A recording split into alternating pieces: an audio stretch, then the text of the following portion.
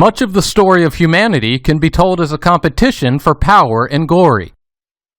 Although power and glory aren't exactly the same, they tend to go hand in hand. Nations seek power, and individuals desire it as well. He chose money over power. In this town, a mistake nearly everyone makes. Money is the McMansion in Sarasota that starts falling apart after 10 years. Power is the old stone building that stands for centuries. I cannot respect someone who doesn't see the difference. The desire for glory is simply the desire to be honored or recognized, and we see that most visibly in our celebrity culture.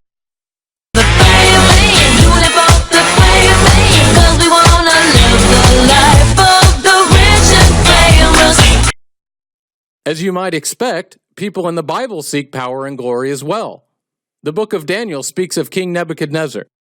At the end of 12 months, he was walking on the roof of the royal palace of Babylon, and the king answered and said, "Is not this great Babylon, which I have built by my mighty power, as a royal residence, and for the glory of my majesty?" But not all of us seek glory and power on such a grand scale. We often seek them in the simple recognition of a job well done, or in our sphere of influence. But if we achieve even a small amount of power and glory, we're confronted with a loss of both. At death, whatever power we had is gone. Our bodies are subjected to the elements, and we're powerless to do anything. The book of Isaiah illustrates this. "You said in your heart, I will ascend to heaven, above the stars of God. I will set my throne on high. I will sit on the mount of assembly in the far reaches of the north. I will ascend above the heights of the clouds. I will make myself like the Most High. But you are brought down to Sheol, to the far reaches of the pit." Sheol and the pit in this passage refer to death. But you might object that even if we're powerless at death, our glory can last long after we're gone.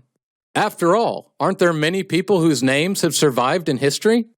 We can achieve glory that outlasts our bodies. Author John Green points out the problem with this objection.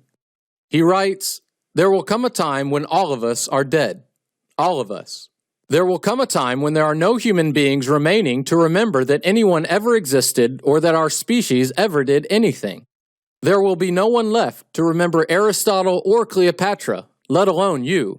Everything that we did and built and wrote and thought and discovered will be forgotten, and all of this will have been for naught." Hollywood recognizes this problem as well. If time ends, our glory goes with it. Time gives legitimacy to its existence. Time is the only true unit of measure. It gives proof to the existence of matter. Without time, we don't exist. But even if we recognize that our glory will come to nothing, it doesn't make the desire go away. Tacitus said, "The desire for glory clings even to the best men longer than any other passion." So we're confronted with another problem. We have an innate desire for power and glory, but because of the death of all things, we will all end up powerless and forgotten. Death not only ends our lives, but invalidates our existence altogether.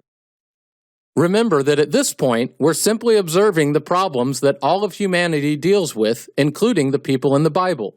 The problem of being forgotten and powerless is a universal problem. In our next video, we'll look at another universal problem, the problem of injustice.